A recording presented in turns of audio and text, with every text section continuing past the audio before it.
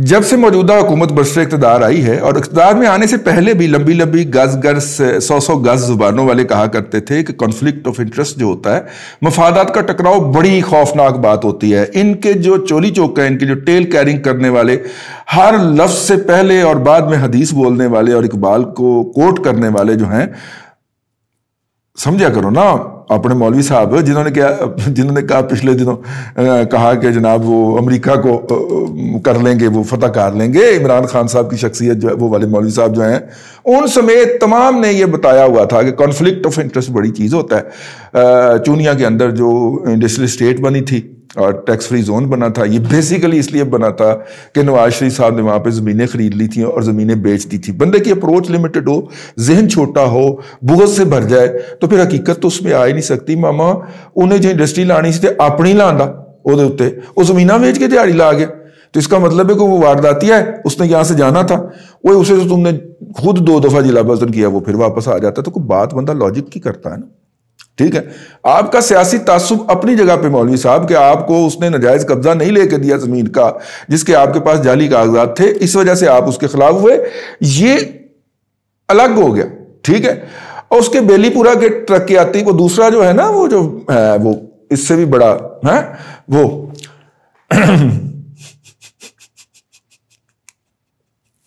جام کی ٹیبل پہ دونوں اکٹھے ہوتے ہیں، ورنہ ایک اسلام پسند ہے، دوسرا ترقی پسند ہے۔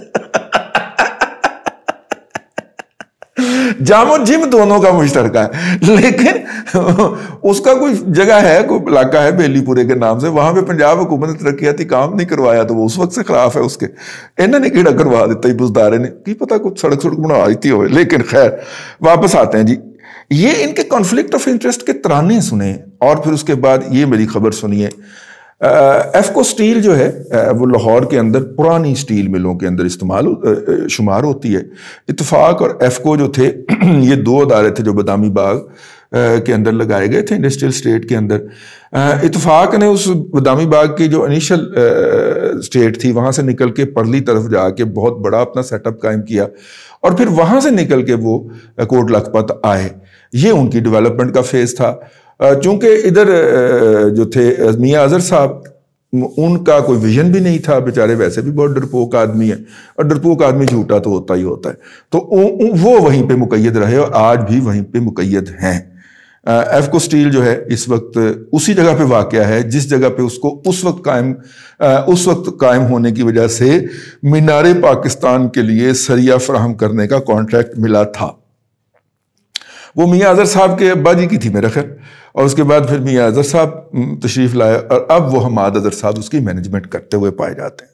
حماد اظہر صاحب نے ریونیو منسٹر کے طور پہ ایک بجٹ پیش کیا، اور بجٹ جو تھا 2019 کا، جس کے اندر انہوں نے سٹیل کے لیے جتنی سہولیات تھی، میں نے اپنے دادا پوتا شو کے اندر مینشن بھی کیا تھا، لیکن اب چونکہ فگرز کچھ زیادہ آ گئے ہیں، ہاتھ ہتھے چڑھے ہیں، تو میں نے کہا آپ کے گوش گزار کر دیے جائے۔ انہوں نے سٹیل سیکٹر کو جو تھا وہ نیا پیکج اور نئی سہولتیں دینے کا اعلان کیا۔ تو پہلے سن لیجئے پرانا کیا تھا۔ ہمارا سٹیل سیکٹر جو ہے وہ بجلی اور گیس کا سب سے بڑا چور ہے، کیونکہ انہوں نے گھٹیا قسم کی پرانی ٹیکنالوجیز رکھی ہوئی ہیں، نئی جو وہ ہوتی ہیں بھٹیاں وہ لگائی نہیں ہیں، اور ان کی زیادہ سے زیادہ دوڑ جو ہے وہ انڈیا تک ہے، اور انڈیا سے یہ نقل مار کے لاتے ہیں۔ تو ان کی بھی چونکہ گھٹیا اور پرانی ٹیکنالوجی ہے، تو انہوں نے کم از کم پنجاب کی حد تک جہاں سے یہ نقل مارتے ہیں، تو انہوں نے بھی اپنی وہی گھٹیا، اور پنجاب جس میں ویسٹیج آف انرجی بہت زیادہ ہے۔ تو اگر سٹیل والا جو ہے یہ بجلی اور گیس چوری نہیں کرتا، وہ اس کا سروائیول ہی ممکن نہیں، کم از کم پنجاب میں تو ایسا ممکن نہیں ہے، کیونکہ اس کو ٹیرف بھی تو پڑ گیا ہوتا ہے نا، 1.5 لاکھ ایک ٹرالے کا کراچی سے لاہور تک پہنچتے، تو وہ کبھی یہاں سے کوئی ویلیو ایڈیشن کر کے ایکسپورٹ کر ہی نہیں سکتا، اس کی وائبلٹی نکل ہی نہیں سکتی۔ تو وہ اس کی وائبلٹی نکالنے کے لیے یا لوکل مارکیٹ کو سپلائی کرنے کے لیے اور کراچی سے آئے ہوئے مال کا مقابلہ کرنے کے لیے پھر اس کے بعد واحد چیز رہ جاتی ہے کہ وہ بجلی اور گیس چوری کرے۔ لیکن یہ تو چوری کرتے ہیں نا، تو کوئی بھی 20% 30% کا بل بھی دے دیتے ہوں گے۔ تو اس بجٹ کے اندر جو فاٹا کے مرحوم کے اندر، اب اس وقت فاٹا تھا، وہاں پہ جو لگے ہوئے تھے جتنے بھی، وہاں پہ تو کوئی بجلی کا بل ہی کوئی نہیں ہے نا۔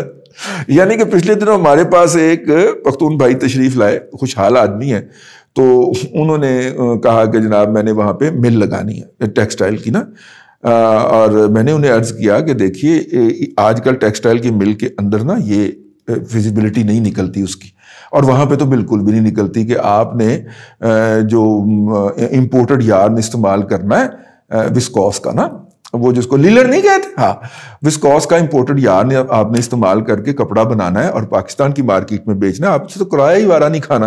انہوں نے کہا جی فیزیبلٹی، میں نے وہ ایک کاغذ رکھا ہوا تھا لیپ ٹاپ کے اندر، میں نے وہ ان کو سکرین سامنے کر کے میں ہے دیکھو، انہوں نے کہا یہ پاور والا سیکٹر تو آپ اس میں سے مائنس کر دیں کی مطلب بل کس نے دینا، وہ تھوڑا بیڑا تھا۔ تو وہ اس سے آپ اندازہ کر سکتے ہیں کہ وہاں پہ جو ہے کیا مائنڈ سیٹ ہے، اگر وہ بل دینا پڑے تو اس کی فیزیبلٹی نہیں نکلتی۔ خیر اس طرح وہاں پہ جو لگی ہوئی اسٹیل کی انڈسٹری تھی وہ موصوف نے تباہی پھیر دی، ٹھیک ہے۔ میں یہ نہیں کہوں گا اچھا کیا برا کیا، وہاں کے لوگوں سے کافی احتجاج بھی ہوا لیکن وہ ٹس سے مس نہیں ہوا۔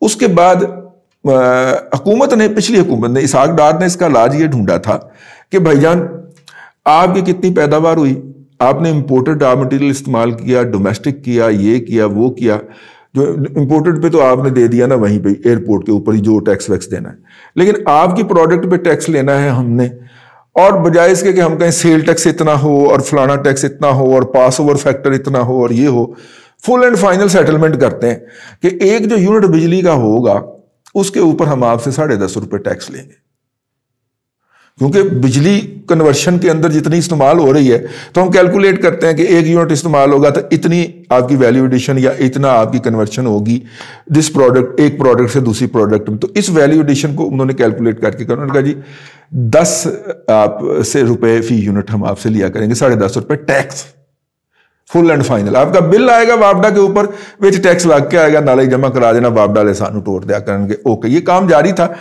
اور 2018 کے اندر 2018 تک جو ہے بلکہ 19 تک اس کے اوپر اس سال 34 ارب روپیہ ٹیکس جو تھا وہ اکٹھا ہوا تھا۔ کتنا؟ 34 ارب روپیہ۔ اور سٹیل کا ریٹ اس وقت کیا تھا؟ سٹیل کا ریٹ تھا اس وقت 80,000 روپے ٹن سے یا 80 روپے کلو سے لے کر 90 روپے کلو تک۔ اوکے ٹھیک ہو گیا، کلیئر ہو گیا۔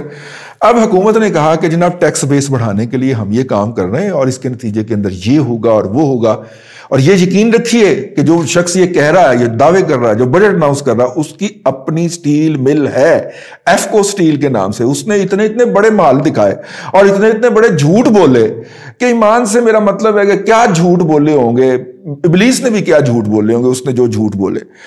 اب ہوا یہ کہ اس دوران سٹیل کی قیمت ہو گئی ڈبل۔ کیا ہوا؟ ڈفل۔ سٹیل کی قیمت ہو گئی ڈفل۔ تو یہ جو ٹیکس تھا 34 ارب، ٹھیک ہے نا، اور ان کے خیال کے اندر کہ ٹیکس بہت بڑھنا تھا، ہم کہتے ہیں 34 ارب ہی وہ ہونا چاہیے، ٹھیک ہے۔ اگر اسی ریشو سے ہم چلتے تو سٹیل کی قیمت ڈبل ہو جانے کے نتیجے میں ٹیکس کو ڈبل ہو جانا چاہیے تھا، ٹھیک، اسے 34 سے 68 ارب کا ہو جانا چاہیے تھا نا۔ نہیں، آپ کہیں گے چلیں تم ہو پٹواری اور تم ہو نواز شریف کے ایجنٹ اور مریم نواز شریف کے میڈیا سیل کے، حالانکہ وہ مجھے جانتی بھی نہیں بیچاری، میڈیا سیل کے ملازم ہو، اس لیے تم یہ بات کہہ رہے ہو کیونکہ قیمت بڑھی ہے نا، ٹیکس تو نہیں نا بڑھا، تو اس لیے تم غلط بیانی کر رہے۔ اوکے چلے سر، آپ نے اتنے وعدے کیے تھے کہ ٹیکس اس سے بہت زیادہ بڑھ جائے گا، اور خاص طور پہ فاٹا میں جو انڈسٹری لگی ہوئی تھی وہ زیادہ تر افغانستان کو کیٹر کر رہی تھی، تو وہ بھی ریگولیٹڈ انڈسٹری کے پاس آئے گا تو اس کی بھی ڈیمانڈ بڑھے گی اور اس کے نتیجے میں بھی تو ہم نے کچھ کمانا تھا۔ تو سر 34 تو رہ جاتا، آپ 68 کی بات چھوڑ دیں، سر 34 تو رہ جاتا نا۔ اس سال کتنا ٹیکس اکٹھا ہوا؟ جس مالی سال جون 2021 کو ختم ہوا ہے اس میں کتنا ٹیکس اکٹھا ہوا؟ 18 ارب روپے۔ 18 ارب کا شارٹ فال ہے 16 ارب روپے، 34 سے 16 ارب روپیہ، ٹھیک ہے۔ تو میرا 68 اور آپ کا 16، فرق کتنے کا ہوا؟ 52 ارب روپیہ۔ یہ کس کی جیب میں گیا ہے یہ مجھے نہیں پتا، یہ آپ نے اندازہ لگانا ہے۔